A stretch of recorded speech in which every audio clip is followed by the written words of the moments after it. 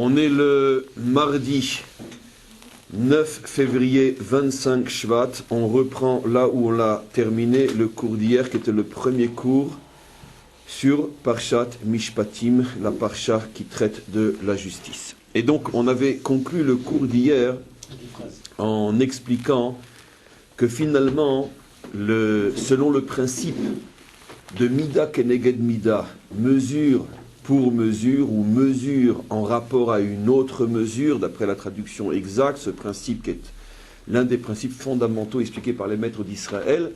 Et on a donc expliqué hier que les deux mesures en question, c'est la mesure d'en bas, c'est-à-dire le comportement humain, et les mesures d'en haut qui sont les attributs divins, qui sont directement reliés au comportement humain, et le comportement humain va agir sur ces attributs-là.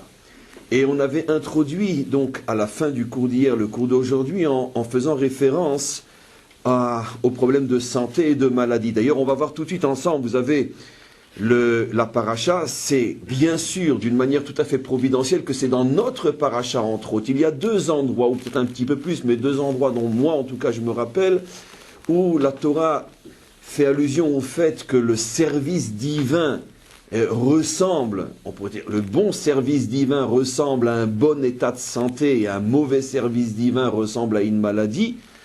Et il y a deux allusions dans la Torah à cela, et en particulier dans notre paracha. Par exemple, prenez dans notre paracha, je ne sais pas si vous allez vite trouver, mais c'est juste avant Shvi'i, c'est-à-dire donc on est dans le chapitre 23, et on est dans le verset 25, le dernier verset avant Shvi'i, avant la 7e montée. Et là-bas, le verset dit « Va'avatem et Hashem Elokechem » et vous servirez Hashem votre Dieu. « Ou beraret lachmecha vet meimecha » il bénira ton pain et ton eau.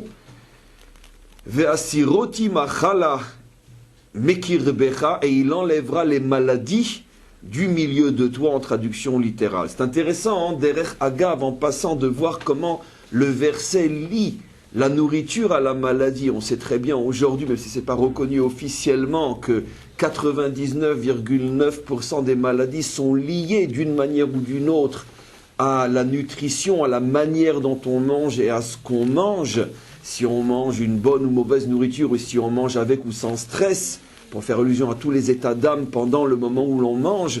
Et en tous les cas, on voit que la Torah, effectivement, lie la nourriture aux problèmes de santé, puisqu'elle dit « Je bénirai ton pain et ton eau, et j'enlèverai toutes les maladies de ton corps ». En tous les cas, on va bien sûr pas faire un cours sur les problèmes de santé, c'est pas ce qui nous intéresse, nous, directement en tous les cas.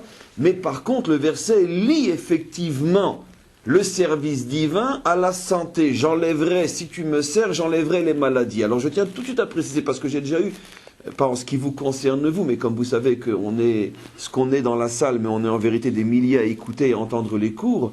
En tous les cas, plusieurs m'ont posé la question, mais cela voudrait-il dire qu'il y a une incidence directe entre la santé physique et le service divin? Alors je tiens d'abord à dire, ce n'est pas ce que j'ai dit hier, ce n'est pas non plus ce que je dis aujourd'hui. Peut-être oui, peut-être non, ce n'est pas notre sujet. Lorsque l'on parle de santé en rapport au service divin, on parle d'abord et essentiellement, c'était tout le cours d'hier, en tout cas la fin du cours d'hier et le cours d'aujourd'hui, on parle de santé spirituelle et morale. C'est-à-dire on parle des maladies de l'âme et non des maladies du corps. Maintenant, est-ce que les maladies de l'âme ont une influence sur le corps? C'est un sujet en soi, mais ça ne m'intéresse pas en tous les cas dans mes propos, ni d'hier ni d'aujourd'hui. Par contre, ce qui est certain, c'est que la faute, c'est ce que j'avais rapporté hier au nom de Maïmonide, la faute est à l'âme ce que la maladie est au corps. J'ai rapporté une preuve dans notre paracha, lorsque Dieu dit « Servez-moi et vous ne serez pas malade », il faut le comprendre dans le sens « Vous ne serez pas malade moralement et spirituellement ». C'est bien sûr de ce genre de maladie auquel le verset fait allusion d'après le sens premier. Alors maintenant, je reviens sur ce qui a été expliqué hier. Donc maintenant, ce que je vais vous montrer, c'est que finalement, toujours fort du principe, vous allez patienter un petit peu, on va, j'espère encore aujourd'hui commencer le texte, mais il y a encore de l'introduction très importante, sinon le texte on le commencera demain, peu importe. Mais il y a tellement d'introductions sur des notions aussi nouvelles et aussi profondes qu'on n'a pas tellement l'habitude de traiter tout ce qui touche au problème de la justice, de la faute, de la punition, de la récompense, etc. Ce n'est pas des sujets qu'on traite tous les jours, mais qui sont tellement importants que ça vaut la peine de s'appesantir un petit peu. En tous les cas, selon le principe que tout ce qui est en bas est le reflet de ce qui est en haut, et fort du principe que j'ai déjà dit et que j'ai répété, il y a les maladies du corps et il y a les maladies de l'âme. Donc, fort de ces affirmations, on peut comprendre ce qui va se passer maintenant dans la mida du haut, c'est-à-dire dans le monde d'en haut. Je vous ai déjà expliqué que globalement, les énergies d'en haut se regroupent en deux types d'énergies. Les énergies qu'on appelle de rigueur, les forces du din, les forces de la gvura, les forces de la rigueur, et les énergies du chesed, c'est-à-dire les forces du bien, les forces de la bonté, etc. Maintenant, on a expliqué hier, alors il y a effectivement 10 attributs, mais globalement, ils se répartissent dans ces deux grandes catégories, et surtout, les 7 derniers attributs divins, comme on le sait, se répartissent dans ces deux grandes catégories. Le côté gauche, la rigueur, le côté droit, la bonté. Maintenant, j'ai expliqué hier que les fautes, l'ensemble des fautes, sans la moindre exception, se divisent toutes aussi en deux grandes catégories. Les fautes faites du côté de la rigueur, c'est-à-dire toutes les fautes dont la matrice est la violence et l'agression, et les fautes dont la matrice est la bonté, c'est-à-dire la recherche de plaisir jusqu'à la débauche, et tout ce qui est donc dans cette catégorie, dans cette famille de fautes. Alors maintenant, qu'est-ce qui va se passer? Maintenant, comprenez bien que ce que je vais dire, ce n'est pas de la métaphore, ce n'est pas de la symbolique, c'est encore moins de la philosophie. Je parle d'une réalité absolument réelle, et si nos yeux avaient le mérite et le pouvoir de voir, comme les prophètes l'ont vu, on verrait que je parle de mécanismes absolument réels. Qu'est-ce qui se passe? Lorsqu'un homme, par exemple, va fauter du côté gauche, gauche dans la définition du côté de la rigueur, il va agresser une personne et la voler, il va agresser une personne, la frapper, il va agresser une personne, la maudire, la médire, tout ce que vous voulez. À ce moment-là, il dégage, parce qu'il y a un dégagement d'énergie en bas évident, il va dégager cette énergie qui va provoquer on pourrait dire dans sa structure à lui, car chacun d'entre nous a une structure sphérotique, a une structure, on pourrait dire, énergétique en haut, il va provoquer un déséquilibre, parce que cette énergie-là, où elle va aller, rien ne se perd et rien ne se crée, et donc cette énergie-là, qui est d'une certaine manière très spirituelle, parce que ce que l'homme voit, c'est uniquement l'action, c'est le coup de poing qu'il a donné. Mais le coup de poing a nécessité une agressivité, qui est une énergie, qui, elle, va, on pourrait dire, monter, si j'ose dire, c'est pas tout à fait ça, mais va monter, et va se coller du côté gauche de son arbre sphérotique, et va créer un déséquilibre, parce que l'arbre sphérotique d'une personne est extrêmement équilibré et équilibrant. Lorsqu'un homme ne faute pas le juste, on peut dire la définition même du juste, c'est un homme équilibré et équilibrant. Quand on vit aux côtés d'un juste, on reçoit, on pourrait dire, des forces d'équilibre. Le juste est équilibrant parce qu'il est équilibré, parce qu'il ne faute pas, ni à gauche ni à droite. Mais l'homme qui faute, qu'est-ce qui va se passer? Il va créer un déséquilibre en haut dans son arbre sphérotique, puisqu'il y a un excès, un surplus d'énergie de gauche. Alors maintenant, qu'est-ce qui va se passer? Ce que je vais vous décrire sans avoir fait des études de médecine, c'est très globalement, et que les médecins qui m'écoutent et qui m'écouteront me pardonnent mon ignorance, mais ce que je dis est malgré tout juste très schématiquement. Qu'est-ce qui va se passer en haut? Il va se passer exactement ce qui se passe en bas dans le corps humain, puisque le corps humain et ses mécanismes ne sont que le reflet de ce qui se passe en haut. La structure qui était équilibrée jusqu'à ce qu'arrive cette énergie négative ne supporte pas cette énergie, puisque par définition, l'équilibre ne supporte pas le déséquilibre. Donc il va y avoir un combat, il va y avoir un rejet. C'est-à-dire que l'énergie en trop, le surplus, va être refusé par la structure qui était équilibrée. Maintenant, la manière dont ça va être refusé, c'est là toute la différence entre un homme et un autre, et j'explique. Si l'homme est généralement un homme bon, juste, ça veut dire que bien qu'il faute, parce qu'il n'y a que Dieu qui ne faute pas, bien qu'il faute, ça ne remet pas en question que globalement c'est un homme bien, alors le rejet va être immédiat. Le rejet de cette énergie négative, Et donc cette énergie négative va être mise à mort parce qu'elle n'est pas acceptée en haut. Et ça va se traduire par une mise à mort en bas immédiate. J'explique.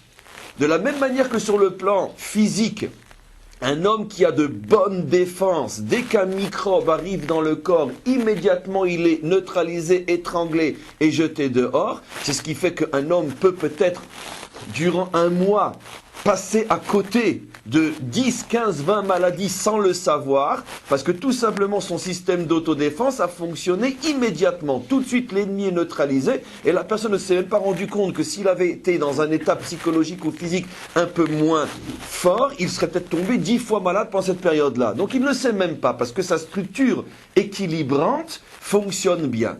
Mais qu'est-ce qui va se passer? Dans la mesure où il y a eu un rejet, on pourrait dire une mise à mort en haut de cette énergie négative, automatiquement la racine va se transformer en fruit en bas, le cours d'hier, et ça va provoquer en bas une mise à mort de cette énergie négative. J'ai donné hier un exemple. Je fais maintenant le lien entre les deux cours. Le voleur, qui dans la vie n'est pas un mauvais bougre, mais il a eu un moment de faiblesse, il a volé une graine, d'accord? Il la plante. Mais comme c'est un homme globalement bien, et donc sa structure céleste, si j'ose dire, fonctionne bien, immédiatement cette énergie négative est neutralisée, mise à mort, et qu'est-ce qui se passe en bas? La graine pourrit dans le sol. Tout de suite, il y a une mise à mort, on pourrait dire, du microbe. Si c'est un homme un petit peu moins méritant, et dont les défenses ne sont pas aussi sensibles, et ne réagissent pas aussi rapidement, alors la mise à mort de l'énergie négative en haut ne va pas être immédiate, ce qui va faire que la graine va pousser, mais malgré tout, le temps qu'en haut l'énergie négative soit neutralisée, et ça va faire que 6 mois ou 3 mois après, au moment de la récolte, au moment où tout a poussé, viennent les sauterelles et bouffent tout. Pourquoi? Parce que ça correspond, la venue des sauterelles en bas signifie qu'en haut le processus a été réalisé. La mise à mort de cette énergie microbe provoquée par l'homme en bas, cette énergie a été neutralisée et ça se concrétise dans le fruit de l'histoire humaine par la venue des sauterelles. Si la réaction est un petit peu moins forte en haut, un peu moins rapide, pardon, alors il va arriver, comme j'expliquais hier, à récolter, à mettre dans son camion, mais c'est en allant le vendre au marché que le camion va se renverser, etc., etc., etc.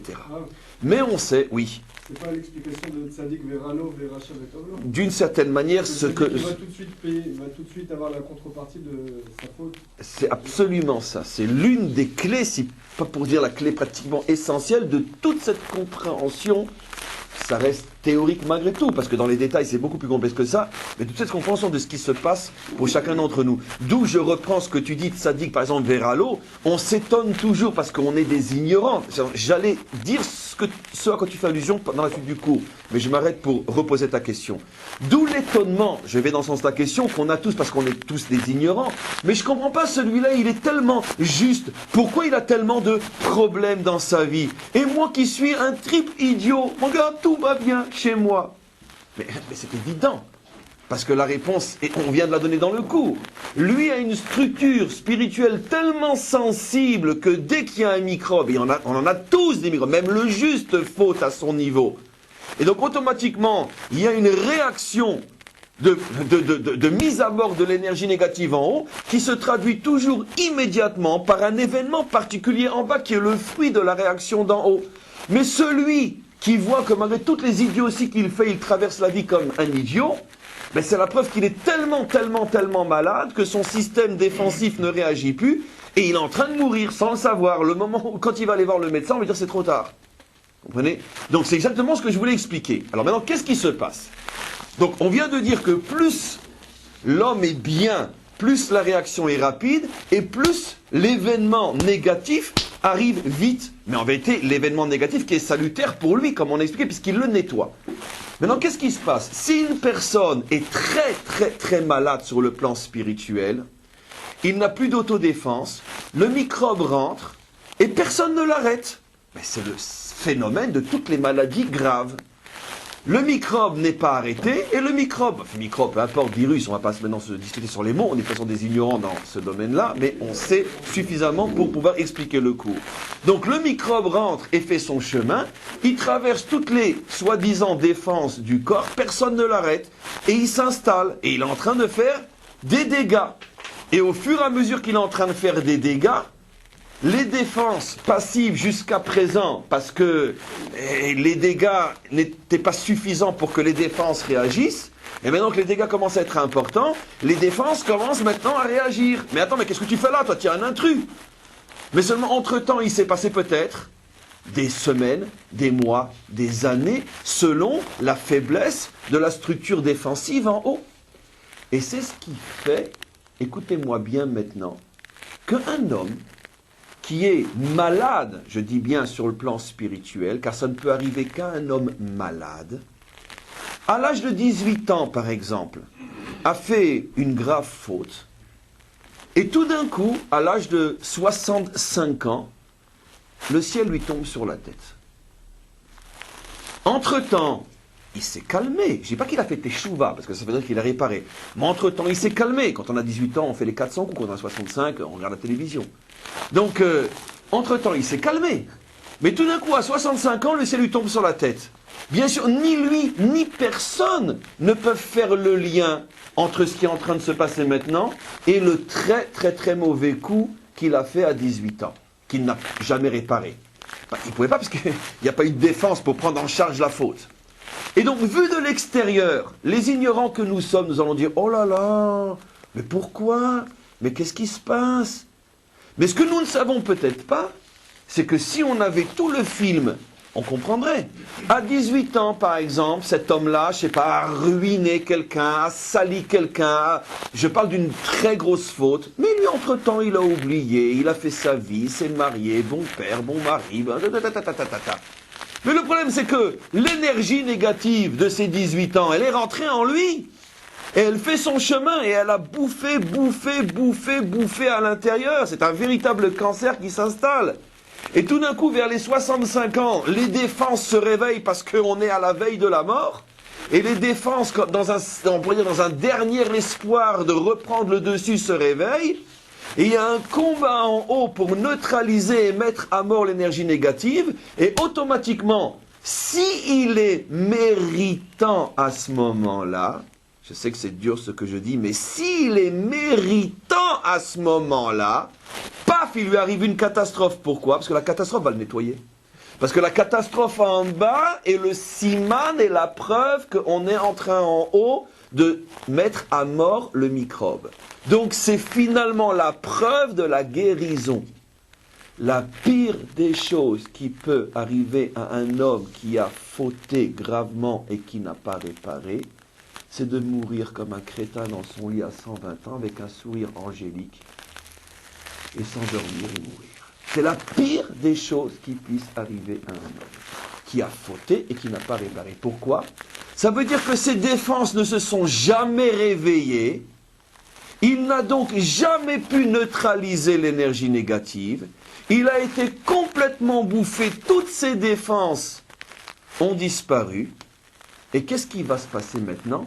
C'est la suite du cours. Donc d'abord, avant d'expliquer la suite du cours, on comprend donc très bien que finalement, la plus grande chance qu'un homme peut avoir, c'est qu'il a fait une faute, tout de suite il a la réaction, ça veut dire qu'il est en très très bonne santé. Cet homme-là, finalement, ne fautera pratiquement jamais parce qu'il vit dans un système de réaction de cause à effet tellement évident qu'il se tient à carreau, parce qu'il mérite qu'Hachem lui montre que il, avec un grand L, est là, et c'est lui avec un grand L, I avec un grand I avec un grand L qui dirige le monde. Et selon que l'homme est plus ou moins méritant, la réaction va être plus ou moins lente et plus ou moins tardive, et donc la relation avec la faute va être plus ou moins visible, et vous avez tout compris. D'accord? Donc ça, c'est la vision profonde, authentique d'un sage véritable qui comprend comment l'histoire humaine fonctionne. C'est tel que les maîtres d'Israël nous l'ont expliqué. Maintenant, qu'est-ce qui va se passer? Tout ce que j'ai expliqué, mes amis, est dans une même vie. Ça veut dire ce qu'on appellerait pour nous le même homme. Mais le problème, c'est que ce n'est pas si simple que ça. Et le maître du monde, pour bien nous expliquer et nous révéler tous les mécanismes les plus profonds et ceux qui sont cachés de nos yeux, le maître du monde a mis des signes dans la nature pour nous faire comprendre ce qui se passe dans la surnature. Or, dans la nature, on a quelque chose d'extraordinaire. Ce qu'on appelle les maladies héréditaires, les problèmes génétiques. Ça veut dire, on sait tous que la génétique se transmet pour le bien comme pour le pire. Mais on sait très bien qu'un problème génétique peut aussi exister dans telle génération, sauter 2-3 générations et revenir la 4e, la 5e génération. Je parle maintenant sur le plan purement physique. Allez essayer de comprendre pourquoi cette personne, qui est l'arrière, arrière, arrière, petite fille ou petit-fils de ce un tel ou de ce une telle qui avait cette maladie, pourquoi tout d'un coup, lui, il l'a aussi. Et aujourd'hui, on a suffisamment de connaissances pour dire oui, c'est génétique. Ah mais pourtant, mon père l'avait pas, mon grand-père l'avait pas, mon arrière-grand-père l'avait pas. Monsieur, vous savez, la génétique, ça peut sauter aussi 3 ou 4 générations. Mais c'était toujours là. Mais ça se révèle que beaucoup plus tard. Maintenant, qu'est-ce que ça veut dire ça se révèle beaucoup plus tard? Mais parce que tout simplement, moi, l'arrière, arrière, arrière, petit-fils, je suis en vérité, en même temps, l'arrière, arrière, arrière, grand-père. C'est ça la génétique. C'est-à-dire, il y a quelque chose de l'arrière-grand-père qui n'a jamais disparu et qui est en moi. C'est pas que ça se transmet, c'est pas que mon arrière-grand-père m'a jeté un ballon que j'ai récupéré. Je pense qu'on a tous un minimum de connaissances pour comprendre comment ça fonctionne. Ça veut dire que puisque ça vient de la semence du grand-père, qui lui-même fait un fils qui fait un fils, cette semence c'est le grand-père. Qui se dilue, qui se transforme, qui passe par d'autres matrices, peu importe, mais c'est toujours la même semence. Donc en vérité, pourquoi l'arrière-arrière-petit-fils est malade comme l'arrière-arrière-grand-père? C'est parce que c'est les mêmes. Si vous voyez qu'au niveau, on pourrait dire, laboratoire, c'est les mêmes personnes. Le chimiste, le biologiste, lui regarde pas la couleur des yeux et la grandeur de la taille, il regarde les cellules, c'est la même. C'est ce qu'on appelle une maladie génétique. Vous êtes le grand-père, monsieur, excusez-moi, vous êtes le grand-père. C'est ce que ça veut dire. Donc on voit que la nature a prévu que finalement, une vie peut exister sur différentes générations. Et que les problèmes d'une vie aujourd'hui peuvent se transmettre par la même vie dans différentes générations, car c'est la même vie sur le plan cellulaire, génétique, c'est la même vie qui continue. Alors, moi, quelque chose qui me fait rire, et j'espère qu'à partir d'aujourd'hui vous fera rire aussi, en tout cas sourire, quand vous entendrez ce genre de réflexion. Quand on parle de Gilgulim, bon, j'aime pas le mot, mais de réincarnation, quand quelqu'un soi-disant moderne entend ce genre, il te regarde avec un air pauvre type. Mais le pauvre type, c'est pas nous, c'est eux. Je comprends pas, mais toute la vie fonctionne comme ça. Pourquoi sur le plan physique tu n'es pas étonné? Mais attends, mais qu'est-ce que c'est la génétique si ce n'est la réincarnation? Alors, disons un autre mot. Mais qu'est-ce qu'ont fait les médecins? Ils ont trouvé un autre mot acceptable par l'oreille pour dire exactement ce que tous les maîtres authentiques disent depuis des millénaires, avec d'autres mots. Mais qu'est-ce que c'est la maladie génétique? Ça veut dire qu'une vie ne disparaît pas. Ce que j'ai été se transmet de génération en génération. C'est ce que ça veut dire. On est tous d'accord. Personne ne me contredit. Personne ne pourra me contredire, car sinon je ne l'aurais pas dit. Donc, c'est ça. Donc, même dans la nature, le Gilgul existe. Alors maintenant, qu'est-ce que c'est le Gilgul? Eh bien, ce qui existe au niveau du corps existe au niveau de l'âme. L'âme n'a pas qu'une vie. L'âme passe de génération en génération, et on va voir de manière beaucoup plus précise dans le texte entre aujourd'hui et demain ou après-demain. L'âme traverse elle aussi le temps et l'espace. Pourquoi? Les cellules, l'ADN, pourraient traverser le temps et l'espace. Ce que j'ai été aujourd'hui à Paris sera peut-être dans mon arrière-petit-fils un jour au Brésil, dans un autre espace, dans un autre temps. Ce que le corps peut transmettre, l'âme ne peut pas. Bien sûr que l'âme aussi passe de génération en génération et elle est hors temps et hors espace. C'est tout simplement ce que les maîtres appellent depuis des millénaires le Gilgulim. Attention, je précise. Et là, je vais vous dire un chidouche énorme. Le Gilgul, c'est pas comme on a toujours cru que moi, moi, ce que je suis aujourd'hui, moi, je reviens dans autre chose. Mais c'est pas ça le Gilgul. Ça n'existe pas ce Gilgul-là. Le Gilgul ressemble au niveau des âmes à ce que la transmission de corps en corps fait de génération en génération, comme on le verra clairement dans le texte. De la même manière que mon corps, ou plutôt sa structure génétique, traverse le temps et l'espace, mais cette structure génétique va se trouver dans un corps qui a peut-être les yeux d'une autre couleur, qui a peut-être une autre taille, un autre caractère, un autre tempérament, qui va vivre dans un autre temps et dans un autre espace. Mais c'est la même structure génétique, la preuve, les maladies génétiques, une même structure génétique à l'intérieur d'un réceptacle qui est fort différent du mien. C'est de ça qu'on parle quand on parle des Gilgulim. Aucun d'entre nous se réincarne tel quel dans un autre corps. Évidemment que non. Mais chacun d'entre nous continue à exister selon la même structure nishmatique, selon la même structure profonde d'âme, avec des changements que j'expliquerai si Dieu veut d'ici aujourd'hui, demain et après-demain, avec la même structure d'âme profonde qui va être dans des réceptacles différents, mais qui est toujours la même structure d'âme profonde et fondamentale. C'est-à-dire que mon âme, si j'arrivais à suivre son parcours, de la même manière que je peux suivre, biologiquement parlant ou génétiquement parlant, le parcours de l'arrière-grand-père sur 20 générations, tout simplement en repérant tous ceux qui vont avoir la même maladie que lui, qu'on appelle maladie génétique, eh bien on peut repérer le parcours d'une âme sur 20, 30, 50 générations, et ça c'est ce que les grands médecins et les véritables savants de l'existence savaient faire, les maîtres d'Israël, comme par exemple le Hari Akadosh, qui quand il voyait quelqu'un, il était capable de lui dire d'où il venait jusque depuis Adam Arishon. Comme on le sait, il n'a pas été le seul, on a des milliers de maîtres comme ça dans notre histoire, qui lorsqu'ils voyaient quelqu'un, voyaient en même temps tout son parcours nishmatique depuis la création du monde. Pourquoi ? Parce que le médecin peut voir au niveau du corps par une analyse, les maîtres d'Israël ne peuvent pas le voir au niveau des yeux de l'âme et des instruments de l'âme. Bien sûr que oui, et aussi dans les machines de l'âme qui permettent d'arriver à ces conclusions et ces visions-là. En tout cas, je reviens maintenant à ce que j'explique. Maintenant, vous allez comprendre. Eh bien, écoutez, de la même manière que l'arrière-grand-père a eu tel problème et que son arrière-petite-fille ou petit-fils va avoir le même problème, et c'est clair que l'arrière-petit-fils ne comprend absolument pas pourquoi ça lui arrive à lui, parce que ni son père, ni sa mère, ni son grand-père, sa grand-mère avait ce problème-là, et il ne sait pas forcément que c'était son arrière-grand-père qui l'avait, car il ne l'a jamais connu et on n'a pas de photo de lui. Mais c'est comme ça.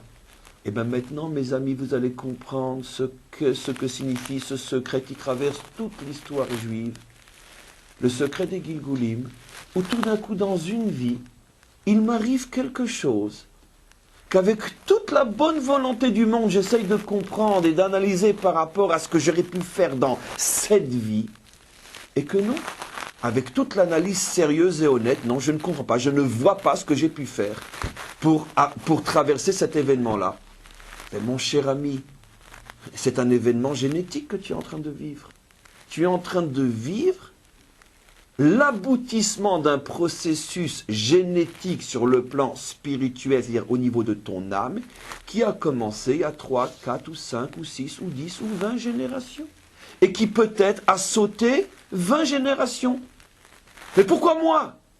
Je vais t'expliquer. Quand ça se dévoile en bas, c'est la preuve que c'est en train d'être soigné en haut.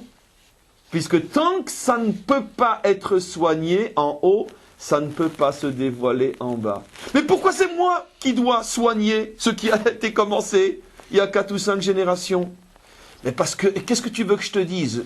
Parce que toutes les défenses nishmatiques des générations qui t'ont précédé n'ont pas fonctionné comme il le faut. Et ce sont seulement tes défenses à toi qui se réveillent et qui essayent de neutraliser et mettre à mort le microbe. Et c'est pour ça que c'est toi qui vis le problème. Comprenez ? Maintenant, vous comprenez donc quelque chose d'extraordinaire. On ne peut jamais comprendre réellement ce qui se passe dans notre vie aujourd'hui pour 2 raisons essentielles, l'une plus complexe que l'autre.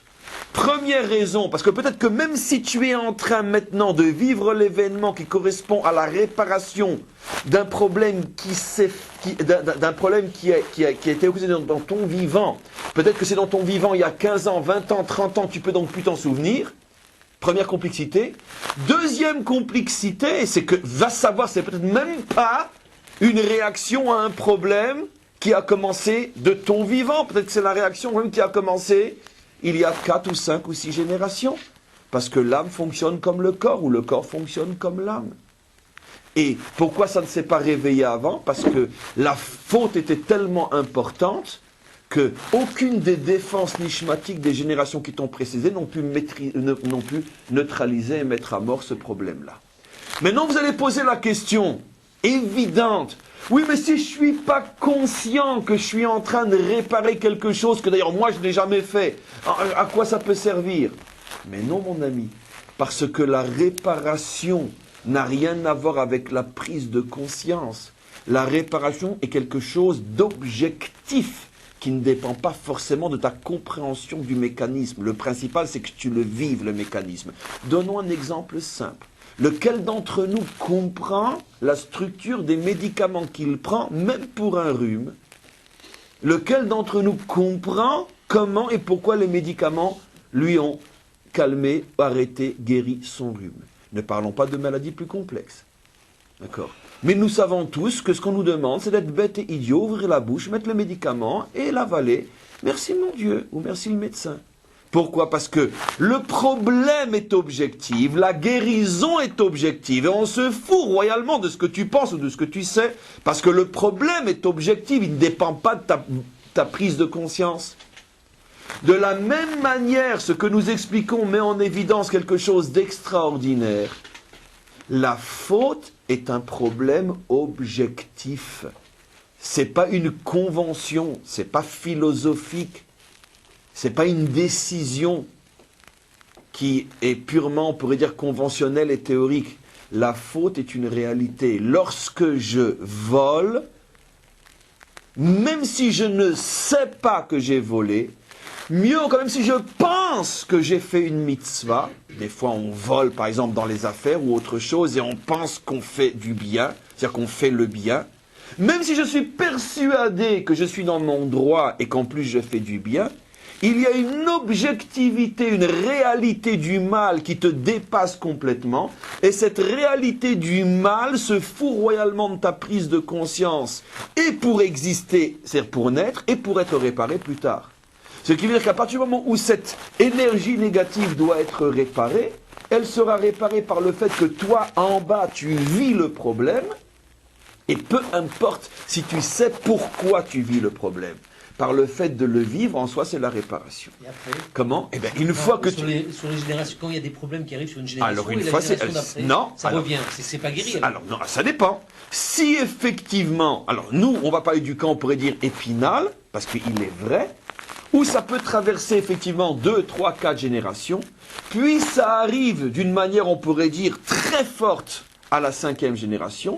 La personne, à ce moment-là, traverse une difficulté énorme qu'il surmonte, qu'il combat et qu'il traverse, et on est tout à fait en droit d'espérer qu'à ce moment-là, le tikkun est fini. C'est-à-dire que tout ce qui va sortir de lui après n'aura plus ce mal-là en lui. Maintenant, si la réparation après est partielle, à 3%, à 5%, à 80%, ça c'est déjà, on pourrait dire, des calculs d'épicerie ou plutôt de bon Dieu, peu importe. Mais le principe reste le même. À chaque fois qu'il y a une crise en bas, dont tu n'as aucune possibilité de comprendre le pourquoi, tu peux être certain que tu es en face du problème qu'on explique maintenant depuis 2 jours. Soit c'est la réparation objective d'un problème de ta propre vie, mais qui a commencé il y a trop d'années pour que tu t'en souviennes, ou soit ce qui est beaucoup plus probable quand c'est vraiment énorme, c'est que c'est tout simplement une maladie génétique qui a traversé les générations et qui se dévoile chez toi parce que toi tu as le mérite d'être le réparateur. Alors je sais que c'est extrêmement lourd à digérer, mais croyez-moi, je pense que de tous les cours qu'on donne, peut-être depuis des semaines, des mois et des années, jamais une chose aussi vraie n'aura été dite qu'aujourd'hui. C'est une vérité, on pourrait, c'est la vérité à l'état pur, 100% vérité ce qui est expliqué aujourd'hui, sans la moindre, on pourrait dire, faille. Le problème, c'est que c'est comme c'est une vérité qui est tellement lourde, je vais vous expliquer pourquoi, que l'homme, face à cette vérité, a, lui, par contre, des mécanismes d'autodéfense, il la refoule tout de suite. Là, par rapport à ce genre de problème, on a les autodéfenses qui fonctionnent toujours bien, on refoule en général. Alors maintenant, je vais expliquer pourquoi. Pourquoi cette vérité dérange? Et pourquoi elle est dangereuse? Et pourquoi on n'aime pas trop en parler? Ah tiens, mon voisin que je connais, que j'aime bien, etc. Waouh, quelle tuile lui tombe sur la tête. Oh là là là là là là. Waouh. Imaginez une grosse maladie, un truc, un accident, n'importe quoi. Waouh, surtout j'ai écouté le cours du Rav. Le cours du Rav a dit que bon, ça c'est la preuve qu'il y a quelque chose qui est en train de se payer là. Bon Hachem, moi je suis quelqu'un de bien, il n'arrive rien dans ma vie, bon Hachem. Ah, ben finalement, hein, moi je pensais que c'était... d'après le cours du Rav, il n'est pas si que je pensais, ce bonhomme qui lui tombe une tuile comme ça sur la tête. D'accord?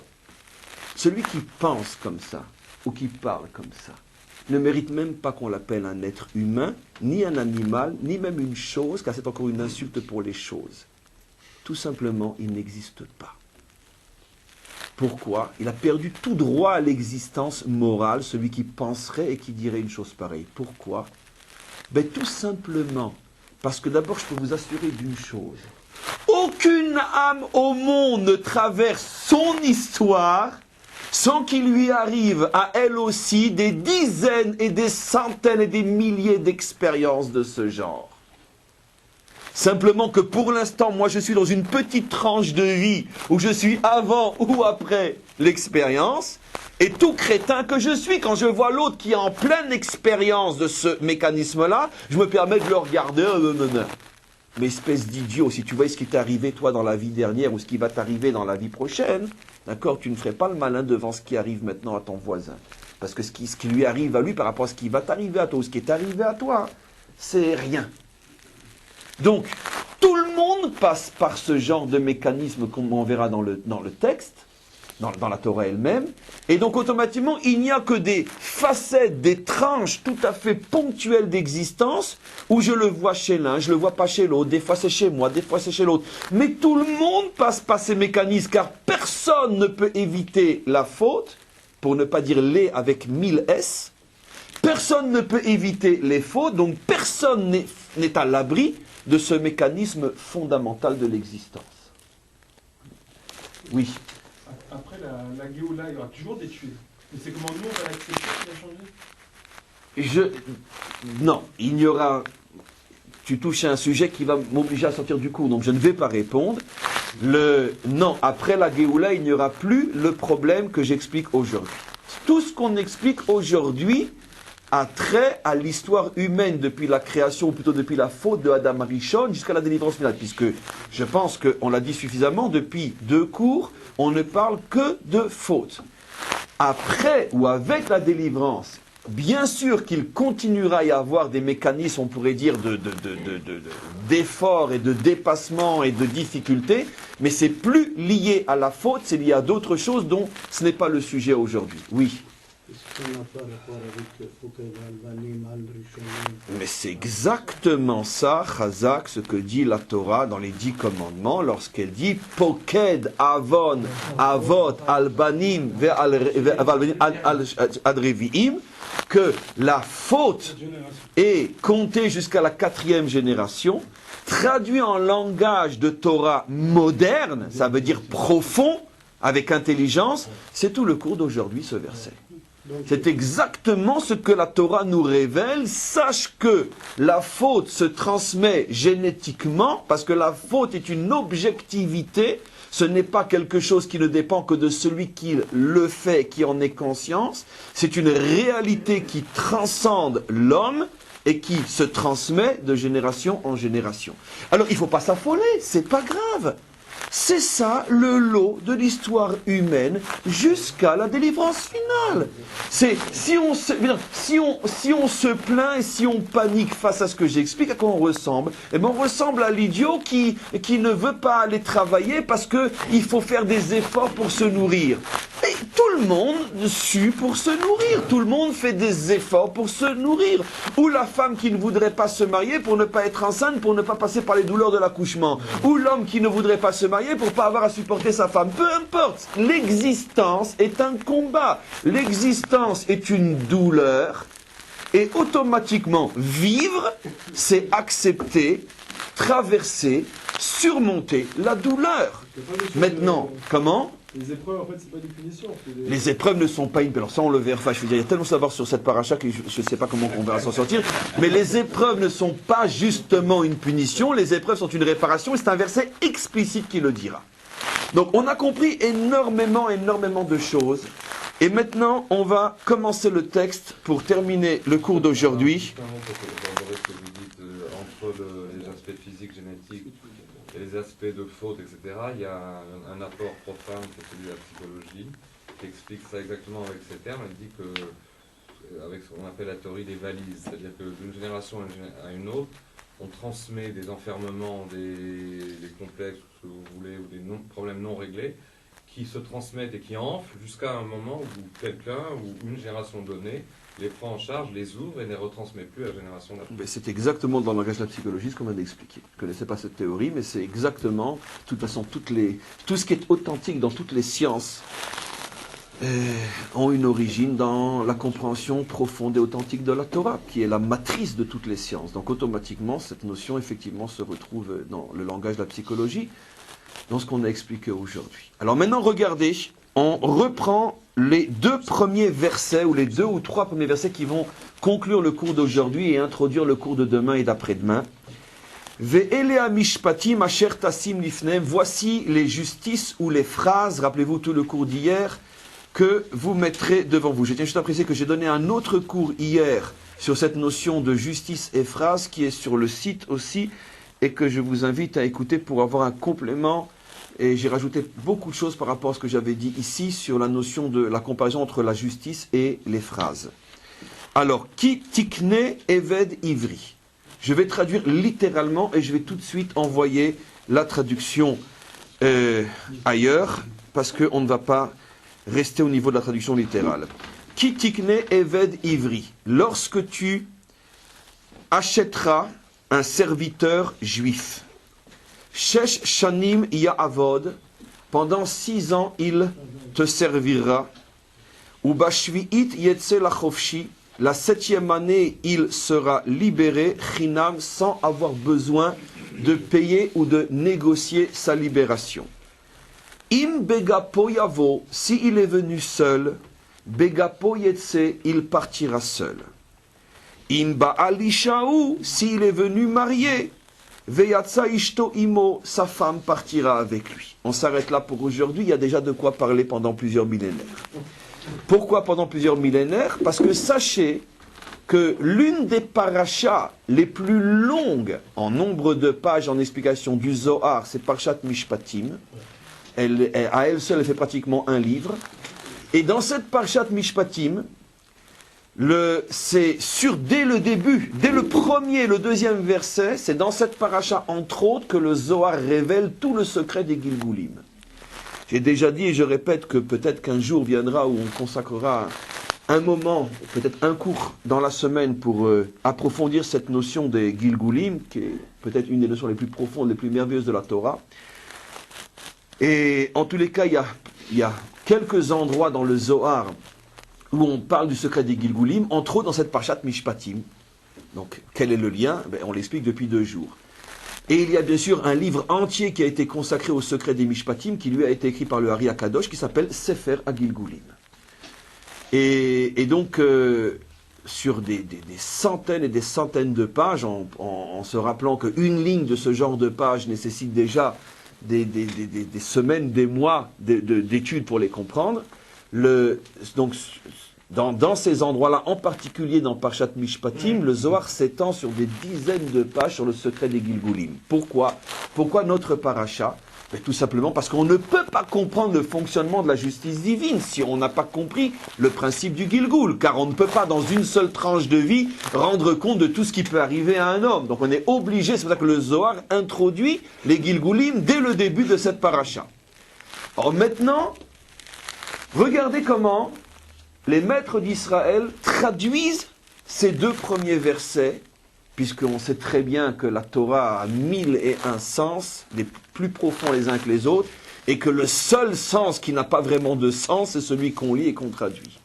Donc les vrais sens commencent après la lecture, à l'intérieur de la lecture, tel que les maîtres d'Israël savent le faire et tel que on va nous le faire en transmettant leur lecture. Alors d'abord, il y a quelque chose à remarquer, c'est pourquoi le serviteur travaillerait 6 ans et la 7e, il serait libéré. N'importe qui a un minimum de base sait que 6, 7, 6 jours de semaine, 7e jour, Shabbat. Tiens, pourquoi la structure du Eved doit absolument être comparée, pourquoi le cycle de Avdout, de servitude, doit correspondre absolument au cycle des 6 jours et 7e jour. Mais le Zohar va beaucoup plus loin. Il nous dit la chose suivante. Sache qu'en vérité, ce verset, effectivement, parle du serviteur qui travaillera pendant 6 ans et la 7e, son Shabbat, lui sera libéré. Mais la Torah, dit Rabbi Shimon bar Yochai, parle de tout sauf de ça. Aussi de ça. Mais de beaucoup d'autres choses.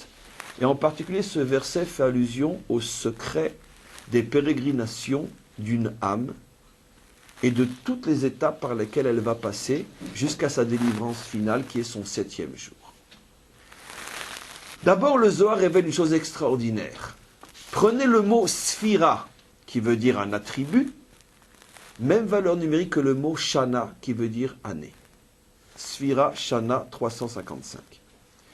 Fort de cette explication, le Zohar et surtout le Ari Akadosh expliquera que sache que partout dans la Torah où tu vois un nombre d'années, sache que la Torah fait allusion à un nombre de sphirot. Ça veut dire à une structure spirituelle qui s'est incarnée dans les années de vie de la personne. Mais si par exemple Sarah a vécu 127 années, ça veut dire qu'elle a atteint le 100 qui est le Keter, le 20 qui est Chorma et Bina, et le 7 qui sont les 7 sphirot de Chesed à Malchut. C'est-à-dire qu'elle a rempli dans sa vie l'ensemble des structures spirituelles de Keter à Malchut. C'est-à-dire que c'est 127. D'où Rabbi Shimon le sait, parce que Sphira et Shana, c'est le même mot, en valeur numérique. Donc le Zohar explique qu'en vérité ici, et tenez-vous bien mes amis, on parle du tikkun de l'âme. Et voilà comment qu'il faut lire. Ki tikne, lorsque tu voudras réparer. Parce qu'en hébreu, le mot acheter et le mot réparer, c'est le même mot. Et heureusement que Rajbi sait lire la Torah et nous l'expliquer. Ki tikne, lorsque tu voudras réparer. Eved ivri, un serviteur juif. C'est qui le serviteur juif? Eh bien c'est vous et moi, nous sommes tous des serviteurs de Dieu. Où c'est marqué? Des milliers de fois dans la Torah. Mais comme par hasard, le verset que j'ai lu tout au début du cours pour montrer que le service divin est lié à l'état de santé spirituelle d'un homme, je reprends ce verset-là, juste avant Shvi, c'est marqué quoi? Va'avatem, et vous servirez, il y a le mot Eved, et j'enlèverai la maladie de vous. Donc on voit, dit Rajbi, que tout simplement un juif est appelé le Eved Hashem. Seulement comme on ne sait pas vraiment servir Dieu, automatiquement il faut réparer notre service, parce que notre service est rempli de maladresse, ce qui se traduit en français par rempli de fautes. Alors comment fait-on, on dit Rajbi, le tikkun du serviteur, c'est-à-dire vous et moi? Alors il dit comme ça, Ki tikne Eved ivri. Lorsque tu voudras savoir comment se fait la réparation d'une âme juive, et chaque juif s'appelle Eved Hashem, serviteur de Dieu. Sheshanim Ya'avod. Il faut qu'une âme traverse au moins 6 sphirot avant d'atteindre son tikkun final. Ou bashvi'it. Et seulement lorsqu'elle aura traversé et réussi son passage à l'intérieur des 6 sphirot, alors Uba Shvi'it, elle obtiendra dans la 7e sphira qui est la royauté, Chofshi Chinam, elle atteindra enfin son repos, elle ne sera pas réincarnée. Ici, le Zohar et surtout la Kabbalah nous révèlent une chose fabuleuse. Mes amis, nous avons tous sans exception, au moins 6 tranches de vie. Quand je dis 6 tranches de vie, je n'ai pas dit 6 vies, car je sais parler français. J'ai dit 6 tranches de vie. Ça peut être, par exemple, 100 ans pour traverser la sphira du Chesed, peut-être 500 ans pour traverser la sphira de Gvura, peut-être 1000 ans pour traverser la sphira de Tiferet, peut-être 10 ans pour traverser Netzar, peu importe, parce que chacun d'entre nous devra revenir autant de fois jusqu'à ce qu'il ait fait le tikkun d'une sphira. J'explique. Écoutez-moi bien, ces notions, je ne sais pas, des fois je me demande, mais qui on est pour pouvoir dévoiler des choses pareilles, mais bon, peu importe. Il faut comprendre la chose suivante. Il y a 6 attributs divins fondamentaux qui correspondent aux 6 qualités fondamentales. Chacun d'entre nous doit, dans son existence avec un très très grand E, expérimenter ces 6 caractères fondamentaux et réussir avec. Je donne un exemple. Moi, vous, peu importe, on va prendre moi, je suis en ce moment dans la sphira de Chesed, c'est-à-dire ma structure nishmatique s'enracine dans l'attribut de la bonté. J'ai une nature profondément bonne. Mais vous savez tous que tous les gens, tous ceux qui sont bons sont surtout des... Voilà. Pourquoi? Parce que la bonté, qu'est-ce que ça va faire? Automatiquement, on est confronté à des profiteurs, à des imposteurs. Des fois, on est confronté à des situations où il faudrait faire preuve de rigueur et de violence face à un enfant, un associé, un ami, une femme, un mari. Et on n'arrive pas. Et à cause de nous, on n'a pas été rigoureux lorsqu'il aurait fallu l'être et l'enfant a mal tourné. Peu importe. Et donc, combien d'occasions on a de fauter avec sa bonne nature? C'est pour ça que le proverbe français ne se trompe pas, car la plupart des C sont des bons. C'est sûr et certain. Et on ne peut même pas recenser le nombre de fautes qu'on peut faire dans une vie quand on a un bon caractère. On n'a pas le courage de réprimander quelqu'un, donc finalement il s'enracine dans la faute.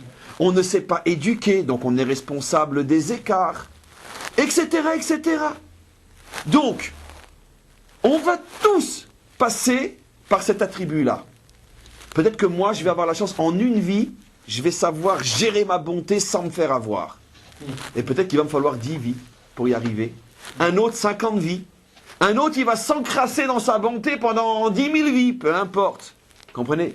Une fois que j'ai réussi, ça y est, mon âme a fait le tikkun qui tikné, a fait le tikkun de la bonté, paf, on prend mon âme, on la met maintenant dans la rigueur. J'arrive sur terre. D'accord? Ah, le problème, c'est que c'est pas tout le monde que tu dois faire. Il y a des gens avec qui tu dois être gentil. Et donc, les fautes du caractère rigoureux, on les connaît tous. D'accord? La colère, le despotisme, la tyrannie et toutes les cochonneries de l'histoire qui sont sans doute plus cochonnes que les cochonneries qui proviennent de la bonté. D'ailleurs, entre parenthèses, les cochonneries de la bonté, c'est la débauche. Par contre, les cochonneries de la rigueur, c'est le meurtre. Donc, va savoir combien de Gilgoul je vais devoir traverser pour faire le tikkun de la rigueur. Alors après, déjà 350 vies, waouh, j'en peux plus. Je dis, mon fils, c'est pas fini maintenant, tu rentres dans Tiferet. 6e année, 6e sphira. Tiferet, c'est la nature, 3e. La vérité. Être un homme vrai dans ce monde de menteurs. Quelle difficulté. Vous imaginez, je suis un homme d'affaires et je dois être un homme vrai. Je dois dire que je te vends quelque chose qui est nul, alors que tu es un idiot prêt à l'acheter et que je vais me faire 1 million sur ta tête. C'est très dur pour un homme qui veut être vrai. Et ainsi de suite dans toutes les épreuves d'existence. Mais le problème, c'est que je vais revenir autant de fois qu'il le faudra, puisque c'est la nature que maintenant on me demande de réparer, jusqu'à ce que je sois capable de dire à quelqu'un, écoutez, non, n'achetez pas ça, je viens m'apercevoir qu'il y a un problème, ne l'achetez pas. Vous savez, j'étais prêt à l'acheter 150 000, 500 000 $. Non, il y a un problème sur le tableau de cette maison, il y a une hypothèque, ne l'achetez pas. Mais 1,5 million de dollars, j'étais prêt à... Non, ne l'achetez pas. Pourquoi? Parce que je suis un homme émette. Et je sais de toute façon, le 1 million de dollars que je dois recevoir, ce n'est pas de toi, ça sera d'un autre. J'ai pas peur, c'est pas ni toi, ni ton voisin qui dirige. Surtout pas le monde et encore moins ma poche. Donc j'ai pas peur. Mais pour arriver à une situation pareille, vous imaginez la force qu'il faut? Donc, une fois que je suis revenu 1, 2 ou 3 fois pour être expérimenté dans la qualité de vérité, je crois enfin que je vais souffler. Qu'est-ce que fait le bon Dieu? Il me met dans Netzar. Netzar, c'est la volonté. Alors, qu'est-ce que ça veut dire la volonté? Je vais être quelqu'un qui, dans ma vie, à chaque fois que je veux faire quelque chose, rien que j'y pense, il y a déjà une muraille qui se met devant moi. Je comprends pas. L'eau, tout ce qui touche se transforme en or. Moi, rien que j'en parle, c'est déjà une muraille. Qu'est-ce qui se passe? Je vais t'expliquer. Parce que lui n'est pas dans la tribu de Netzar. On ne lui demande pas dans cette vie-là de déployer une détermination et une volonté à tout casser. Mais toi, tu es dans la tranche de vie Netzar. On te demande maintenant de déployer une volonté inimaginable. Donc automatiquement, c'est normal que dans ta vie, tu ne rencontres que des murailles. Comprenez comment tout s'explique et comment est meurtrier par rapport à lui-même celui qui dit je comprends pas pourquoi lui il a tout facile et moi tout difficile. Mais lui il a eu tout difficile hier ou peut-être demain. Toi tu es dans ta tranche du tout difficile. Sois constant, dis merci. Pourquoi tu es en train, si tu es dans Netzar, ça prouve que tu as déjà réparé au moins 3 attributs. Tu as déjà fini avec Chesed, tu as déjà fini avec Gvura, t'es dans Tiferet, t'es dans Netzar, peut-être que lui le pauvre il est encore coincé dans Chesed. Donc au contraire, sois content, t'as avancé. T'as fini avec Netzar. Regardez ce qui se passe. Ah, enfin, on te met dans Od. Od, c'est la reconnaissance, le remerciement. Ça veut dire que tu vas avoir une vie où tu vas être énormément confronté à des situations où tu as besoin d'autrui, où l'autre est déterminant dans ta propre construction, et toute ta vie, tu vas être confronté à une situation où il faut reconnaître la grandeur de celui qui t'a aidé. Ça veut dire ne pas tomber dans le piège le plus meurtrier de tous les pièges moraux, l'ingratitude. Et donc, toute ta vie, tu vas être confronté à des situations où, attention, il y a une mine qui va te sauter sous le pied. Tu as dit merci, tu as pris conscience d'eux. Attention, ne sois pas ingrat. Et automatiquement, toute ta vie va être autour de ce problème-là. Tu penses t'en être sorti, paf, on te met dans Yesod. Yesod, pureté sexuelle. Toute ta vie, donc généralement, tu vas naître, excusez-moi de dire, beau gosse, fort, riche, tout ce qu'il faut. Et toute ta vie, tu vas être confronté à ce genre de situation, des agressions, où il va falloir faire preuve de véritable propreté morale et spirituelle. Après une épreuve pareille, une vie où tu es arrivé à repousser tous les démons de l'existence, tu crois que tu t'en es sorti, effectivement. C'est la dernière épreuve qui guette un homme. Après, si tu as traversé ces 6 Gilgulim, j'ai pas dit 6 vies, 6 réincarnations qui peuvent être aussi 500 ans ou 1000 ans ou 1500 ans de vie. Tu as tout traversé, qui tikné, t'as fait le tikkun, ou bashui yetzer chofshi. À ce moment-là, tu arrives dans la tribu de Malchut. On comprend maintenant pourquoi le dernier attribut s'appelle Malchut. Malchut, c'est la couronne que Dieu pose sur ta tête. C'est une âme qui a réussi. Et donc maintenant, on comprend par cette simple, mais ô combien vraie explication, qu'on ne peut plus, on doit arrêter une fois pour toutes de mettre ses yeux dans l'assiette d'autrui, d'ouvrir la bouche et de demander pourquoi. Parce que de toute façon, tout le monde passe par ce que tout le monde passe. Simplement, il y en a qui sont dans telle tranche et d'autres dans telle tranche, et personne ne court à la même vitesse. Première chose. Maintenant, vous comprenez aussi pourquoi le dernier des commandements. Et c'est vrai que si on réfléchit, on peut se poser la question, pourquoi celui-là? Et l'otachmod ne convoite pas. C'est quoi la convoitise? C'est regarder avec envie ce que l'autre a et ce que je n'ai pas. Pourquoi? C'est, on pourrait dire, le dernier, donc peut-être le plus fondamental de tout, celui qui vient sceller la parole divine. Donc peut-être la couronne de la parole divine. Pourquoi? Parce que celui qui convoite n'a rien compris au film. Parce que ce que l'autre a aujourd'hui, ce que tu n'as pas, mais dans un autre film, c'est lui qui n'a pas et toi qui as. Et ce que tu n'as pas aujourd'hui, tu l'as peut-être eu hier ou tu l'auras demain. Et lui, ce qu'il a aujourd'hui, il ne l'a pas eu hier, il ne l'aura peut-être pas demain. Parce que chacun est dans une tranche différente de l'un de ces 6 attributs divins. Et que pour les besoins de l'attribut divin X qu'il est en train de traverser, il a cette chose-là. Et pour les besoins Y de l'attribut que tu es en train de traverser, tu n'as pas cette chose-là. C'est pour ça que le principe de la non-convoitise est, on pourrait dire, la base fondamentale de toute la sagesse d'Israël. Je me fous de ce que tu as, parce que de toute façon tu ne l'as pas non plus. Puisque personne ne l'a et personne ne l'a pas. Ça dépend de quelle tranche de vie on parle uniquement.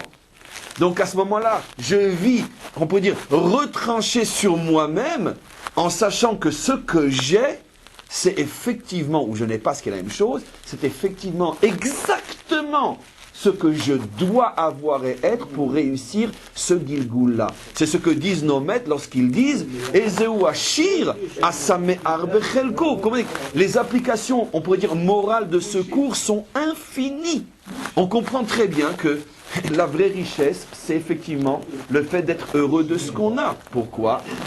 Puisque, que signifie être heureux de ce qu'on a ? Ça signifie comprendre que dans l'état de Gilgoul que je traverse aujourd'hui, je suis convaincu, parce que ça c'est le fondement de la Emouna, que Dieu m'a donné au milliardième de cheveux près tout ce que j'ai besoin pour réussir le kitikné, le tikkun que je dois traverser à cet instant précis. Et que sinon, il n'y a qu'une sphira en même temps.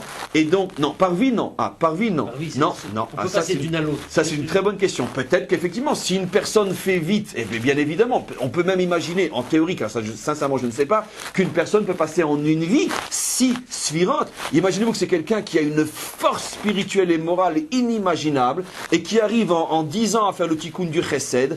Finalement, on vit 70 ans. Je sais pas, j'ai pensé, mais je suis pas sûr, parce que je sais pas si le Mashiach est quelqu'un qui dans une vie doit tout retraverser. Il se peut qu'il a traversé sur plusieurs vies et que dans la dernière tranche de vie, il arrive dans le dernier tikkun. Mais de toute façon, toutes les vies sont génétiques, elles sont toutes dans... J'ai tout en moi à chaque instant, donc c'est pas un problème, si tu veux, de 70 ans ou de 100 ans, même si le Mashiach a tout réparé en 10 000 ans, il a tout en lui au moment où il se dévoile, peu importe.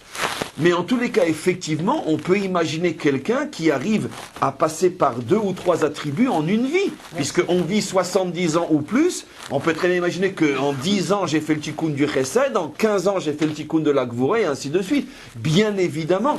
C'est ce qui explique aussi, oui, chronologique, c'est forcément. C'est-à-dire que tu ne peux pas passer à l'attribut tiferet tant que tu n'as pas entièrement réparé chesed et gvoura, et ainsi de suite. Maintenant, je pourrais compliquer les choses un peu plus, mais simplement je les suggère, bien que ça ne va rien changer à tout ce que j'ai dit.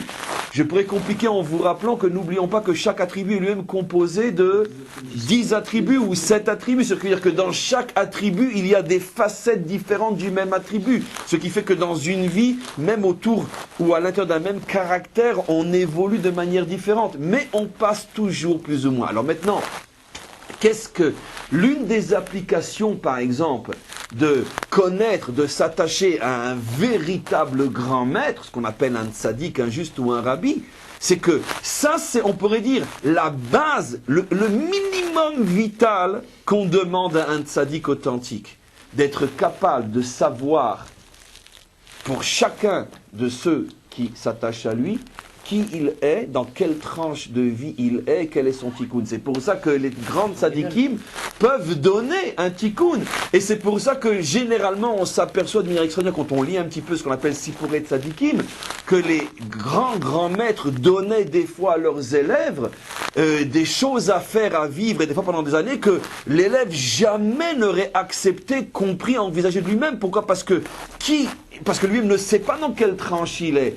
Mais le maître qui est capable de voir qu'il est en face d'une âme qui est maintenant dans tel Gilgoul et qui a tel tikkun et à quel il correspond telle manière de vivre, pourra très bien dire à son élève, écoute, il faut que tu fasses ça, ça, ça ou ça ou ça.